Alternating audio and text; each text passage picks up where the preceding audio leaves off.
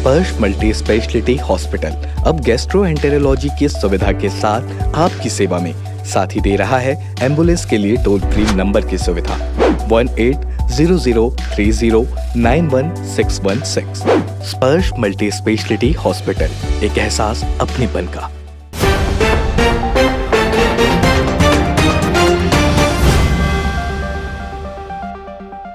आपने त्रेता युग के भगवान श्री राम की रामायण के बारे में तो सुना होगा, लेकिन शायद ही आपने कलयुग की रामायण के बारे में सुना होगा। अगर आपने कलयुग की रामायण के बारे में नहीं सुना है, आपको जानकर आश्चर्य होगा कि माइलस्टोन स्कूल के छोटे छोटे बच्चों ने कलयुग की रामायण का बहुत ही जोरदार तरीके से मंचन किया। न केवल ये मंचन जोरदार था, बल्कि भावनात्मक और सामाजिक रूप से एक मजबूत संदेश देने वाला भी साबित हुआ। वास्तव में बच्चों ने त्रेता युग की रामायण को कलयुग में जो कोरोना वायरस फैला था, उस कोरोना की तुलना बच्चों ने त्रेता युग के उस काल से की जिसमें भगवान श्री राम जी का पूरा वर्णन मिलता है। अब आप देखिए कि बच्चों ने किस तरीके से कंपैरिजन किया। And warm welcome to everyone. In this evening, we welcome you to this auspicious ceremony of annual culture program of 2022-23, Zest of Milestone Academy. I, Raghavan Kumar, the main host with my co-host Aradhya Singh, applaud that after the pandemic we have decided to showcase our talents full of sensual gratification bestowed with endless lessons. सही और गलत का अंतर था।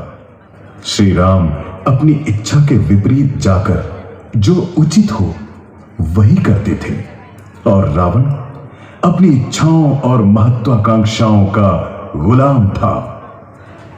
यह Covid से कैसे जुड़ा है?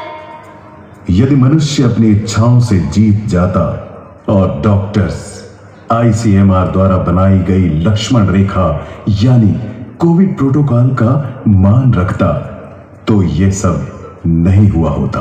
कलयुग में रामायण का यह प्रसंग नहीं आया होता। हाँ, यह बात तो है। कोविड प्रोटोकॉल्स न्यूज में आता था, पर हम तो मामा जी की शादी में गए थे, और हाँ, कोई मास्क भी नहीं पहनता था। तुम्हें पता है, सीता माता को वन में एक स्वर्ण हिरण ने मोह लिया था। उन्होंने जिद की, जिसके कारण श्री राम और फिर लक्ष्मण हिरण को ढूंढने गए। जाने से पहले लक्ष्मण ने एक लक्ष्मण रेखा खींची और सीता माता से कहा कि वे उसे कदापि पार न करें। तुमने भी तो बाहरी दुनिया का मोह रखा था। लोगों ने भी लॉकडाउन के दौरान लक्ष्मण रेखा को पार किया। हाँ, हम घर पर नहीं रह पाए और मास्क भी नहीं पहना।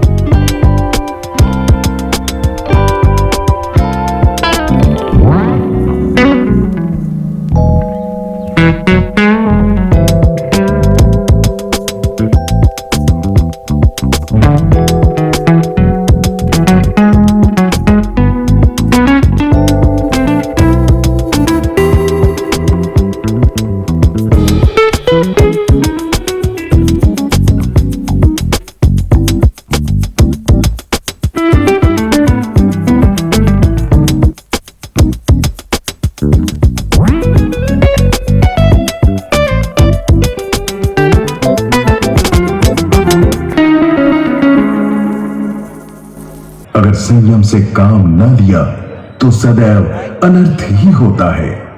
आप रामायण और कोविड के बारे में बता रहे थे ना? ईश्वर का संदेश न माना जाए तो त्राहि त्राहि मचना तय होता है। तुम्हें पता है, महादेव भगवान शंकर ने पार्वती जी को रामायण की कथा सुनाई थी। धरती का हाल देखकर उन्हें क्रोध आया और तब उन्होंने खोला अपना तीसरा नेत्र। तब क्या हुआ? क्या कोविड प्रोटोकॉल्स मानना ही हमारा सबक था?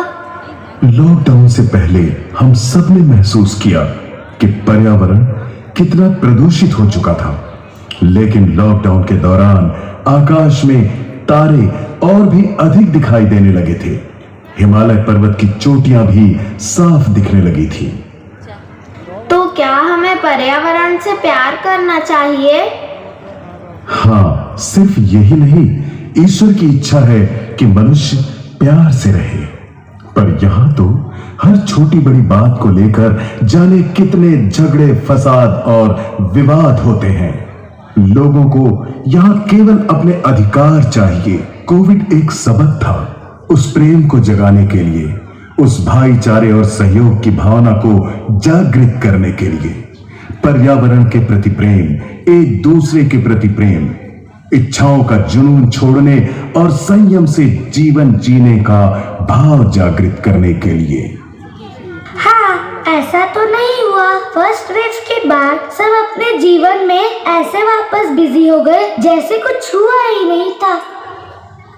हाँ, जब आप लोगों ने कोरोना की पहली लहर से कोई सबक नहीं लिया, तो आपको सबक सिखाने ही कोरोना की दूसरी लहर आई।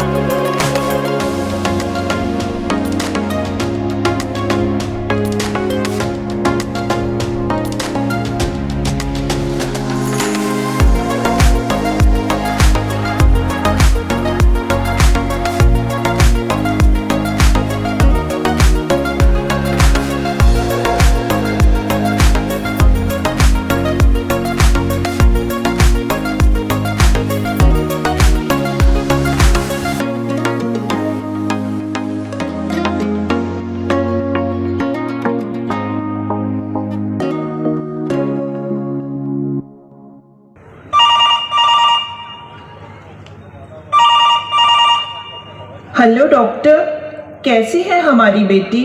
ठीक तो है ना? अभी हम कुछ कह नहीं सकते। क्या हम अपनी बेटी से मिल सकते हैं? आप अभी उससे नहीं मिल सकते। अभी भी याद करती हूँ तो डर जाती हूँ। हर स्ट्रीट में पता चलता था कि लोग बीमार हैं। हर दिन डरा देने वाली खबर। हॉस्पिटल्स में लाइन लगी थी। कोविड टेस्ट नहीं हो पा रहे थे। रात को फोन बजता तो पापा कहते थे कि उठाने में भी डर लगता है, पता नहीं किस खबर से लोग फोन कर रहे हो। हमारे नेबर्स तो ऑक्सीजन सिलेंडर के लिए परेशान हो गए थे।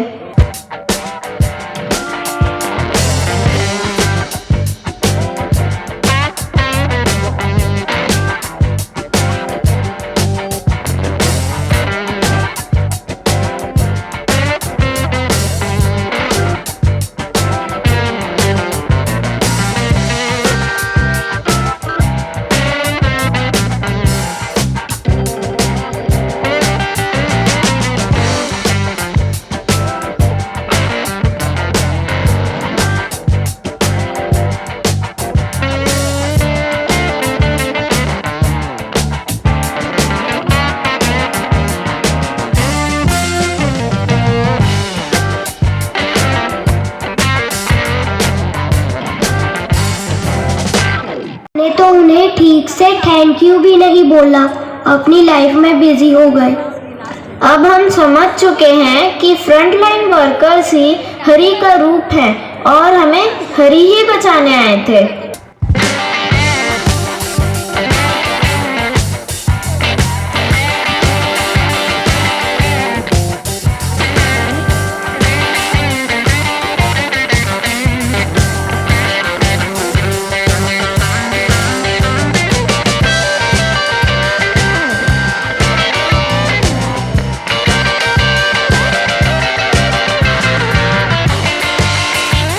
झूठ, कपट और पाप बढ़ेंगे, तब तब रामायण रची जाएगी। मनुष्य अपना सबक कभी भी सीखता नहीं है, बारंबार हर बार वही गलती करता है और यही कारण है कि हर बार रामलीला रची जाती है। अब हम सब इन बातों पे जरूर ध्यान देंगे और आगे से यह गलतियों को कभी नहीं दोहराएंगे। इस सदी की भीषणतम त्रासदी संपूर्ण मानव जाति ने देखी कोविड के रूप में। न जाने कितने लोगों ने अपने अपनों को खोया। आइए इससे सबक लें, शपथ लें कि हम सब एक बार फिर से धरती को इसके वास्तविक स्वरूप में लेकर आएंगे, पर्यावरण की रक्षा करेंगे, विश्व बंधुत्व वसुधैव कुटुंबकम की भावना के साथ हम सभी समस्त बुराइयों से सदैव दूर रहेंगे। हम ये सवाल आप सबसे पूछते हैं कि क्या यह जिम्मेदारी आप सभी लेंगे? हमें आपकी आवाज सुनाई नहीं दी। क्या ये जिम्मेदारी आप सभी लेंगे? धन्यवाद, नमस्कार। कोरोना को सामने से देखा। मेरे काफ़ी दोस्त डॉक्टर्स जो थे वो चल बसे, कम उम्र में चले गए। जैसा बहुत ही अच्छा पोर्ट्रेल किया गया रामायण से जोड़ के, निश्चित रूप से कुछ वर्षों से लोगों के अंदर ये फीलिंग आ रही थी कि विज्ञान के भरोसे पूरे दुनिया पे मनुष्य राज कर सकता है। लेकिन कोरोना ने सिखाया कि जहाँ विज्ञान खत्म होता है वहीं से आस्था शुरू होती है। इस इतनी बड़ी संसार में हमारा नॉलेज बहुत छोटा है। जिस दिन हम खुद को ईश्वर से ताकतवर समझने लगेंगे, ईश्वर किसी रूप में आएंगे और मनुष्य को जो हमारी अस्तित्व है उस पर लाकर खड़ा कर देंगे। कोरोना तो एक बीमारी है, दुनिया में हजारों चीज़ें हो सकती हैं जिसमें मनुष्य का कोई कंट्रोल नहीं है। जैसा बताया गया कि हम पर्यावरण के साथ डेली छेड़छाड़ करते हैं, हम बाहर निकलते हैं प्लास्टिक फेंकते हैं, हम ट्रैफिक नियमों का पालन नहीं करते, हम नियमों को तोड़ने में अपने जुगाड़ का इस्तेमाल करते हैं, अपने रसूख का इस्तेमाल करते हैं। लेकिन जो हमारा पावर है, जो हमारा रसूख है, वो भगवान के पावर के सामने कुछ भी नहीं है। मदर को, फादर को जरूरी है कि हम बच्चों को बैठाएं, चीज़ों के बारे में बताएं, उनकी हॉलोनेस, उनकी एम्प्टीनेस को समझें, बच्चों में केवल कमी ना निकालें। हम आधा नंबर, एक नंबर बच्चे कटने में परेशान होते हैं। 25 में बच्चा 24 नंबर लाया, 24 चीज़ सही किया उसने, उसके लिए उसको मोटिवेट नहीं करते। ये नंबर किसी को याद नहीं रहेंगे। मुझे क्लास 3 में कितने नंबर आए साइंस में याद नहीं, 4th में कितने आए, 5th में कितने आए, 10th 12th के थोड़े याद रहते हैं क्योंकि हर जगह हम भरते हैं। इन नंबरों की दुनिया से हमारे लिए बच्चे कोई नंबर नहीं है। और बच्चे कोई आलू वो भी नहीं कि आज ये पसंद नहीं है कि बगल के ग्रोसरी दुकान से खरीद लिए, बगल के सब्जी की दुकान से ले लिए। बच्चा हमारा अपना है, उसको समझें, उसको मोटिवेट करें। यदि आज आप बच्चों को के साथ समय बिताओगे तो कल को बच्चे मजबूत होंगे, वो आपके साथ समय बिताएंगे। यदि आज आप बच्चों के साथ समय नहीं बिताओगे तो बच्चे वही वैल्यूज लेंगे, बुढ़ापे में आप अकेले रह जाओगे। सुधीर एक्सरे एंड डायग्नोस्टिक, तकनीक नई, भरोसा पुराना। Advance MRI, multi slice CT scan, digital x-ray, 5D and 4D colour ultra sonography. Sudhir x-ray and diagnostic.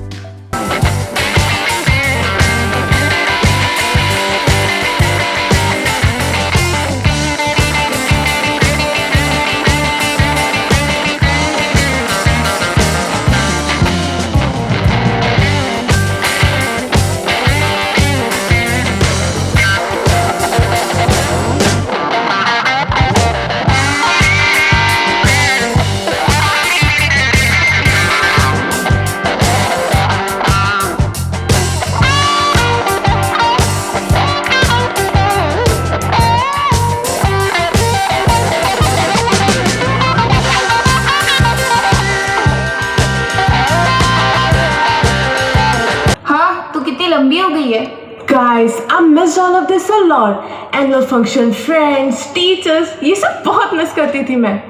Those were tough times. ऐसा लगता था कि कोविड कभी खत्म ही नहीं होगा. सब मिस किया, लेकिन एग्जाम्स ने मिस किया. कितनी चीटिंग की एग्जाम्स में. इन 2 सालों में बिल्कुल पढ़ाई नहीं की. टीचर्स को कुछ भी पता ही नहीं चल पाता था. Honestly, how could you even say that? तुम्हें पता है मेरे दोनों पेरेंट्स टीचर्स ही है और मैं देखती थी वो लोग कितना कुछ झेलते थे. And I don't think I have seen them sitting idle the last 2 years. उनके पास हमेशा काम ही तो रहता था. सॉरी, तुझे बुरा लगा क्या? हाँ, मुझे बुरा लगा. अरे प्लीज काम डाउन. तू बताएगी नहीं तो हमें पता कैसे चलेगा? देख, ऐसा मेरा इंटेंशन नहीं था, लेकिन इतने डेथ्स और पेंडेमिक्स में एग्जाम्स क्यों इम्पोर्टेंट थे? क्यों टेस्ट और एग्जाम्स होते थे? हाँ, क्यों होते थे?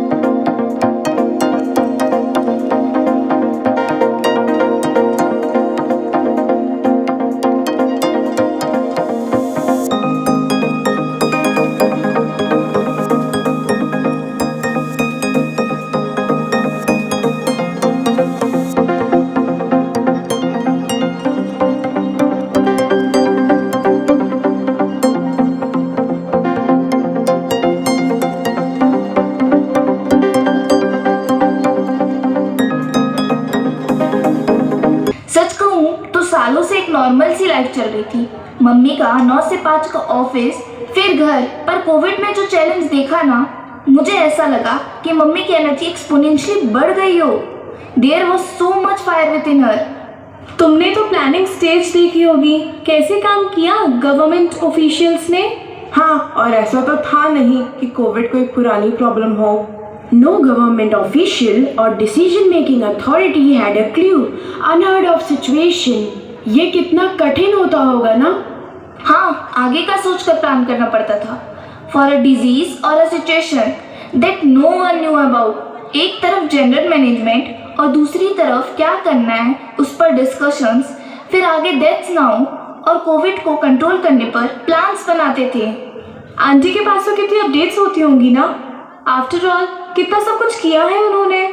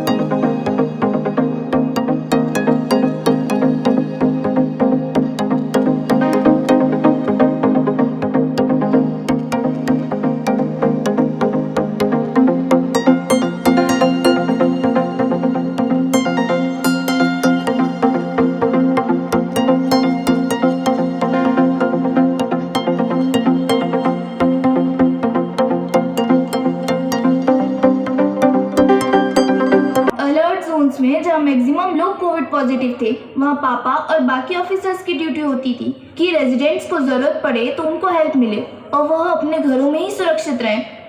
सेक्शन 144 इम्पोज करना. एक तो हमारी जनता रूल्स ही नहीं फॉलो करना चाहती. Not an easy job to discipline them. हाँ, मेरे पापा की फैमिली में ऑलमोस्ट पुलिस ऑफिसर्स हैं. कितने रिलेटिव्स कोविड पॉजिटिव हुए थे. धारावी में पोस्टिंग वाले ऑफिशियल्स भी कोविड पॉजिटिव थे। कोविड रिलीफ कैंप से भी लोग भाग जाते थे, वहां भी पोस्टिंग होती थी। हर रोज मास्क और कोविड प्रोटोकॉल्स की चेकिंग अलग। But honestly not once did my father complain. उन्हें लगता था अब मैं जी जान से लड़ूंगा। अब एक जुनून था, एक चिंगारी।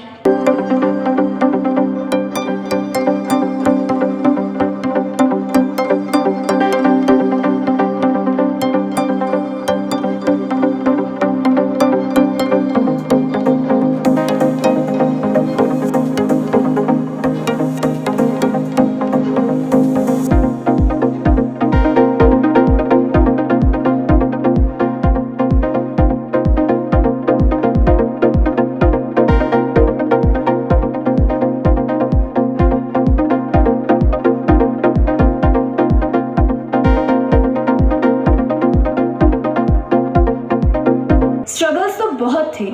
मेरी फैमिली तो एक ऐसे सेगमेंट को बिलोंग करती थी जिसका नाम किसी भी डिस्कशन में नहीं आता था। But let me tell you, उनका योगदान कम नहीं था।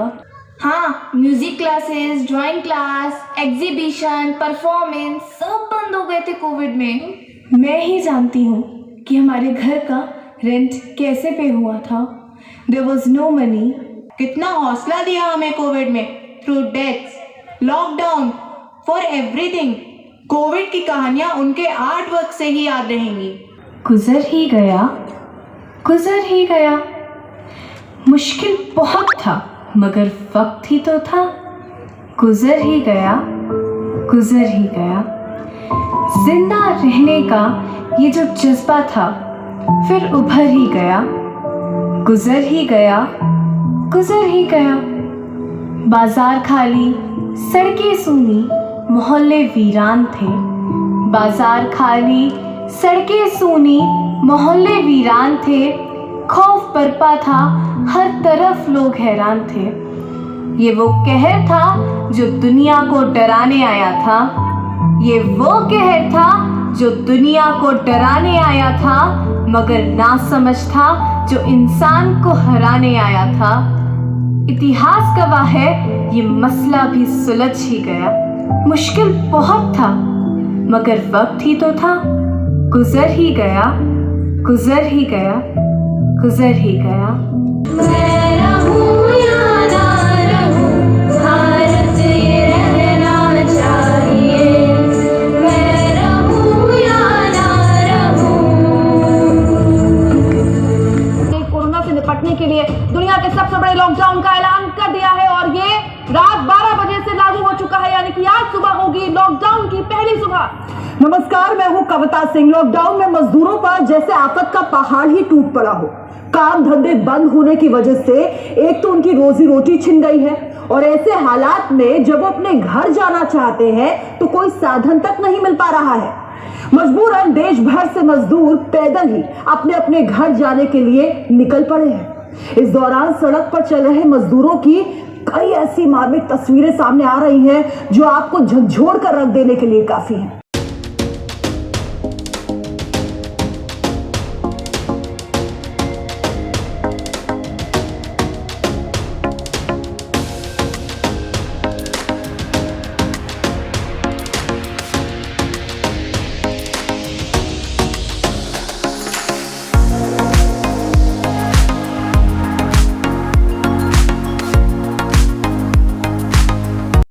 बीमार कोविड पॉजिटिव फैमिलीज के लिए टिफिन। सुबह खाना बनाते वक्त आंटी कौन सा गाना गाती थी?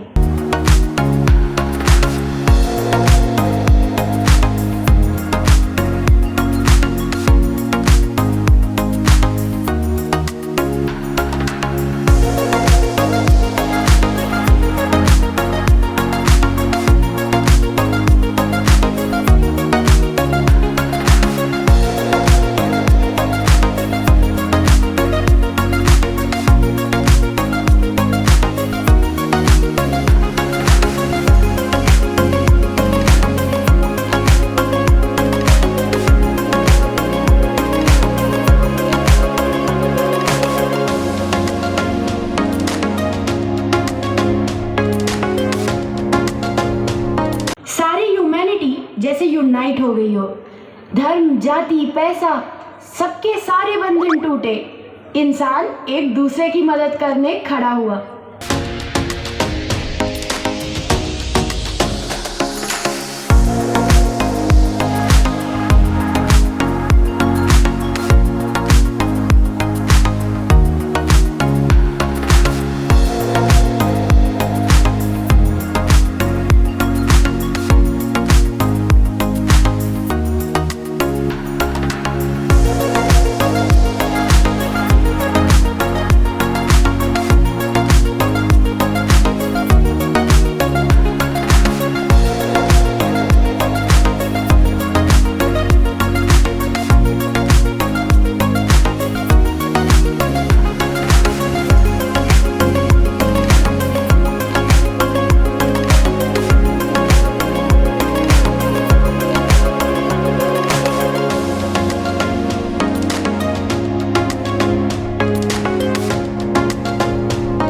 उसके दोनों पेरेंट्स डॉक्टर हैं। पहले कभी तुमने शेयर नहीं किया अपने कोविड स्ट्रगल्स? क्या बोलूं, लोग सुन नहीं पाएंगे। मेरी पूरी फैमिली डॉक्टर्स की है। My grandfather even at the age of 75 went to hospital every single day. हर दिन दादाजी हॉस्पिटल जाते थे और अगर हम रोकते तो कहते इसी दिन के लिए तो मैंने पढ़ाई की है, ये मेरा धर्म है और मैं इससे पीछे नहीं हट सकता।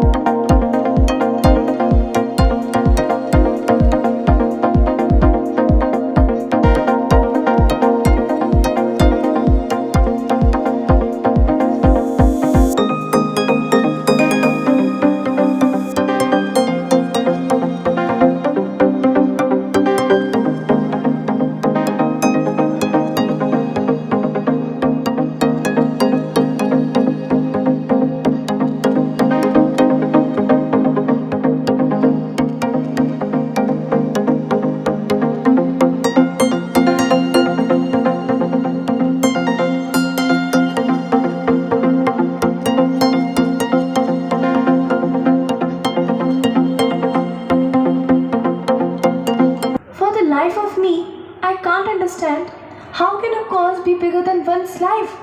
कोई मिशन अपनी जिंदगी से ज़्यादा इम्पोर्टेंट कैसे हो सकता है?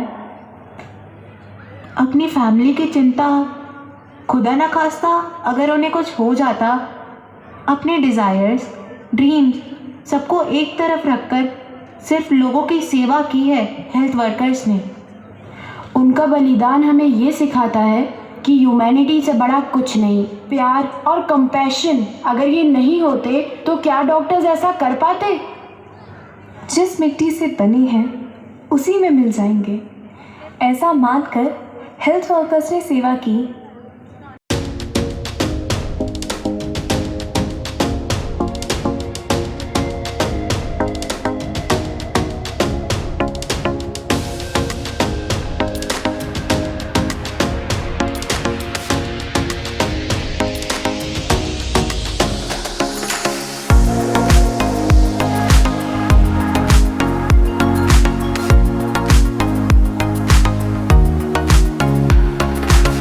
We are really grateful.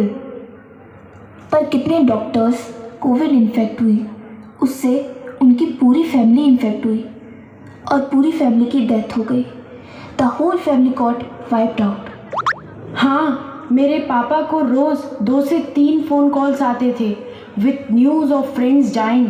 लोग फ़ोन करके प्लीड करते थे for hospital beds, oxygen cylinders, medicines.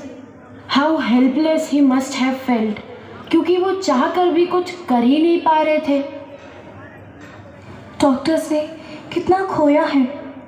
I wonder, God forbid, अगर हम इस सिचुएशन में फिर से फंस गए तो क्या डॉक्टर्स इस बार आगे बढ़कर हमारी मदद कर पाएंगे? मेरे पापा कहते हैं कि व्हेनेवर ह्यूमैनिटी नीड्स अस, हम अपना धर्म निभाते रहेंगे और हमें इसका कोई अफसोस नहीं।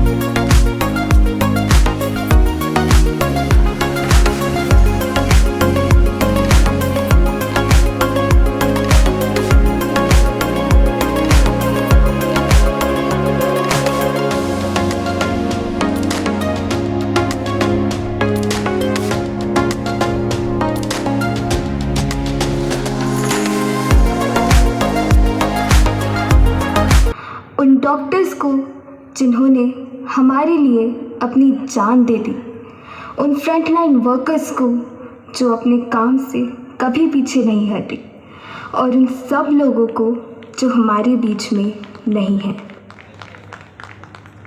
I request all the audience to please observe a 2-minute silence in the honor of those who lost their lives to this. Ma'am कैसा लगा? पूरा का पूरा कोविड पे थीम था, रामायण से कनेक्ट करके कोविड को दिखाया माइलस्टोन के एनुअल फंक्शन में। बहुत अच्छा था, बहुत अच्छा लगा। बहुत अच्छा लगा और ऐसा शिक्षा हर किसी को देना चाहिए। जो आज कोविड के बारे में बताया, इन्होंने बहुत अच्छी जानकारी दी। मैं तो बोलता हूँ हर कोई शख्स को इस बात पे अमल करना चाहिए। हमने मतलब याद आ गया, सीरियसली इतना अच्छा बच्चों ने परफॉर्म किया और इतना अच्छा थीम था, सीरियसली बहुत बढ़िया। आपके बच्चे ने परफॉर्म किया? हाँ। कौन से गाने पे? डोलीडा पे। छोटे छोटे बच्चों ने परफॉर्म करके बताया कि नहीं वो एक पनिशमेंट है जो लोगों ने जैसे कर्म किए हैं। तो आपको कैसा लगा देख करके? सर देख के बहुत अच्छा लगा और ख़ास करके ये लगा कि लोग अब इस चीज़ को याद रखें इन फ्यूचर भी, कि जो हुआ काफ़ी बुरा समय था लेकिन आगे भी ध्यान रखें। और ख़ास करके अभिषेक पल्लव सर ने जो कहा कि बच्चों पे ध्यान दें, उन्हें समय दे। आज की जनरेशन में हमारे बच्चे हमसे दूर होते जा रहे हो, बहुत अच्छा लगा। और ओवरऑल जो कॉन्सेप्ट था बहुत ही शानदार था। जनरली हम देखते हैं एनुअल फंक्शन में क्या डांस वांस होते हैं, नॉर्मली फिल्मी गानों पे होते हैं, लेकिन यहाँ का जो कॉन्सेप्ट था बहुत अच्छा लगा।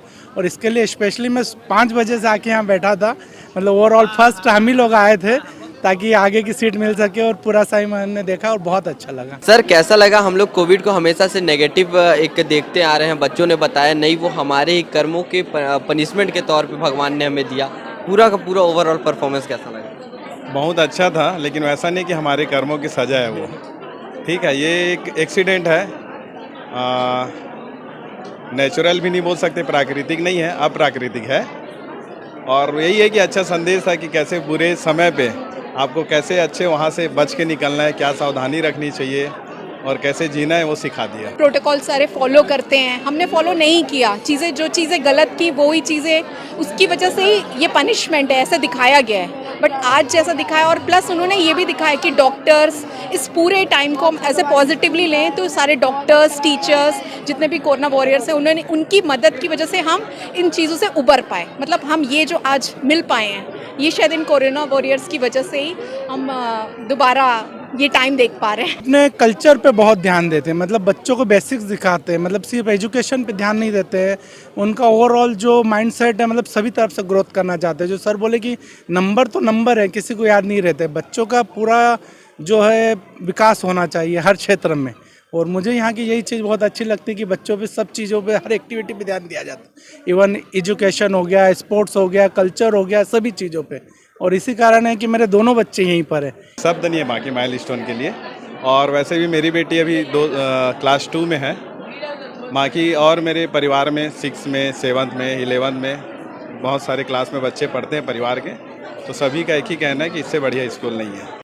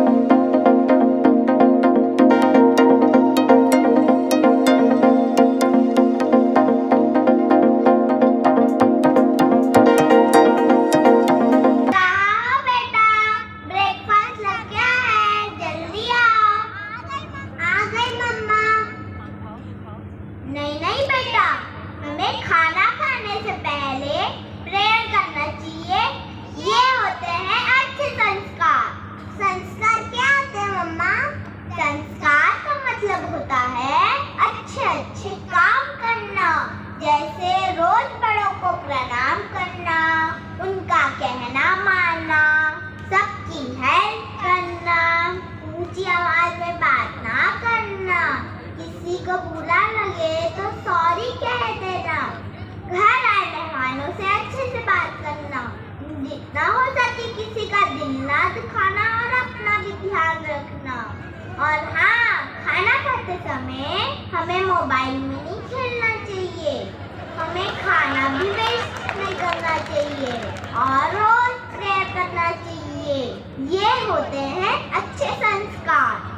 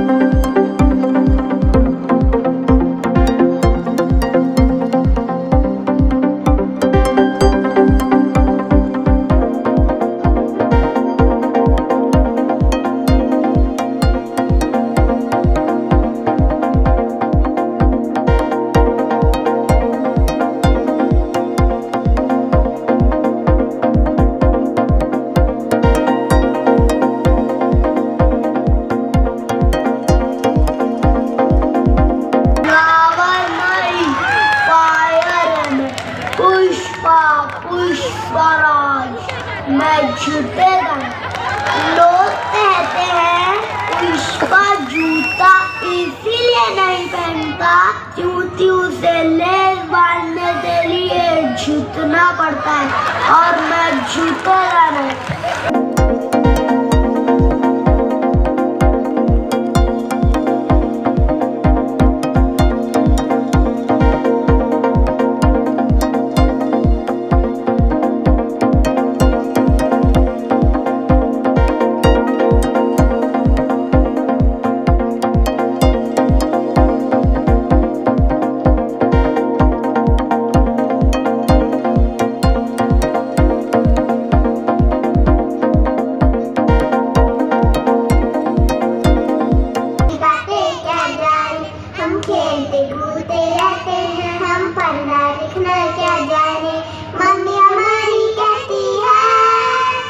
क्या कहती है?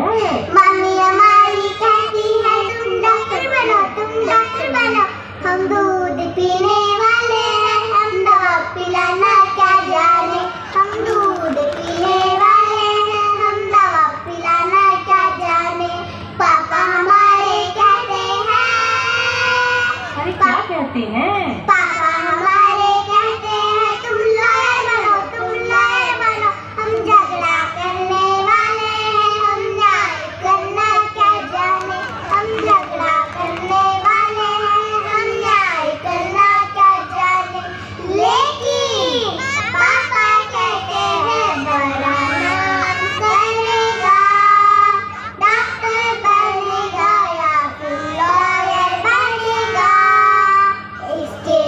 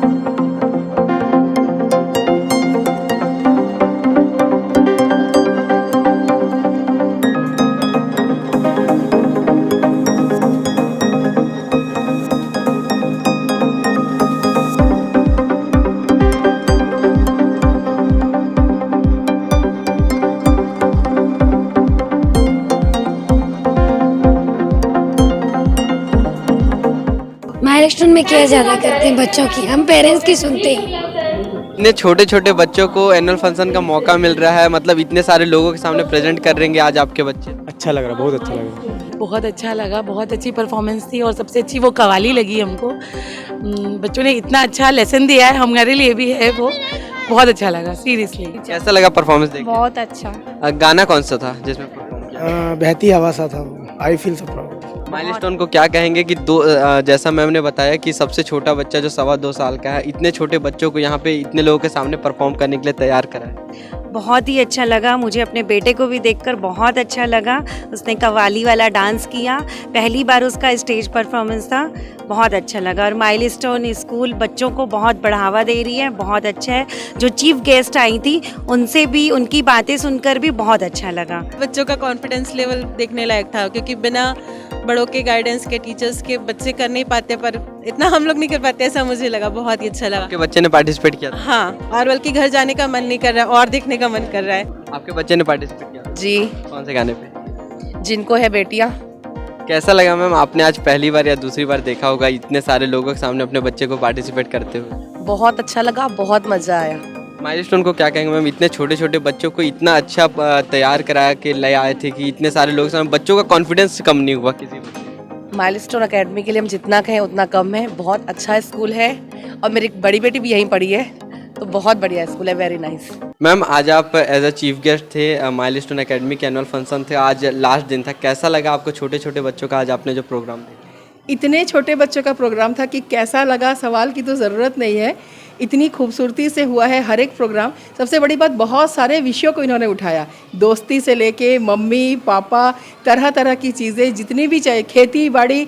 बच्चे अभी के ज़माने, पुराने ज़माने, हर एक चीज़ से वाकिफ़ हुए होंगे। जो इनका प्रैक्टिस सेशन रहा होगा उसमें बच्चों ने जो कुछ सीखा होगा वो इस एनुअल फंक्शन से भी बढ़ के रहा होगा। तो सारे टीचर्स को मैं बधाई देती हूँ और मैडम ममता शुक्ला जी को मैं अपनी शुभकामनाएं प्रेषित करती हूँ कि इन छोटे बच्चों में वो जो संस्कार दे रही हैं, उनके व्यक्तित्व विकास में जो सहायता कर रही हैं, वो बहुत ज़्यादा अच्छा काम है। मैम माइलस्टोन एकेडमी का आज जो एनुअल फंक्शन का आखिरी दिन था, शुरू दिन से हम लोगों ने देखा अलग अलग थीम पे अलग अलग सेक्शन, प्राइमरी, मिडिल और आज सबसे जूनियर सेक्शन का हुआ। ये थीम्स का आइडिया कहाँ से आया कि इस सेक्शन के बच्चों को ये थीम रखना चाहिए? ये एज अप्रोप्रिएट होना चाहिए, ये बात है कि उनके एज के हिसाब से ही होना चाहिए। पहला तो ये नंबर है। दूसरा, बच्चे सबसे ऊपर हैं, वो जिसमें खुश रहें वो होना चाहिए। क्या क्या थीम थे मैम, एक बार कार्यक्रम आप बता दें। हाँ, तो आज जैसे आपने देखा, आज संस्कार था और जो हमारा प्राइमरी का प्रोग्राम था वो था रामायण रीटोल्ड। उसमें हमने रामायण को जैसे कोविड को रावण बनाया और हम सब के अंदर राम बसते हैं ऐसा बताया। और जो हमारा सीनियर सेकेंडरी का था वो आभार सारे कोविड वर्कर्स के लिए। मैम आज कार्यक्रम हमने तीनों दिन अटेंड किया, तीनों दिन इतना ज़्यादा क्राउड देखा, तो आपको पेरेंट्स से और बच्चों से कैसा रिस्पांस इस एनुअल फंक्शन को इस बार देख करके लगा? देखिए, बच्चे खुश हैं तो प्रोग्राम सक्सेसफुल है, मैं ऐसा सोचती हूँ कि सब कुछ हो गया, हमारे बच्चे खुश नहीं है तो प्रोग्राम में कुछ नहीं मिला। तो मैं सोचती हूँ बच्चे खुश हैं तो हमारा प्रोग्राम सक्सेसफुल है और मैं उसी खुशी में हूँ कि हमारे बच्चे खुश हैं। पेरेंट्स को तो अच्छा लगेगा ही जब वो अपने बच्चों का प्रोग्राम देखेंगे। माइलस्टोन मैम हमेशा नए नए आइडियाज़ लेकर के आता है, इसीलिए जाना जाता है। हमेशा नए नए आइडियाज़ यहीं से, मतलब आप बोल सकते हैं कि सामने आते हैं। आगे और भी ऐसे प्रोग्राम्स माइलस्टोन लेकर के आने वाला है बच्चों के लिए। जो हमारी अगली लाइन है, मैं तो अब काम को जितने लोग आगे संभालते जाए उतना अच्छा है। तो जिसमें जो हमारी अगली लाइन है उसमें senior school principal, junior school principal और इनके एकेडमिक डायरेक्टर कुहू शुक्ला, ये सब लोग बहुत अच्छे से आगे लेते जा रहे हैं। मुझे दिख रहा है कि मैं आगे बहुत अच्छा देख रही हूँ आने वाले टाइम में, क्योंकि माइलस्टोन बहुत अच्छे हाथों में है। खुश रहो, सफलता तो पीछे पीछे आएगी।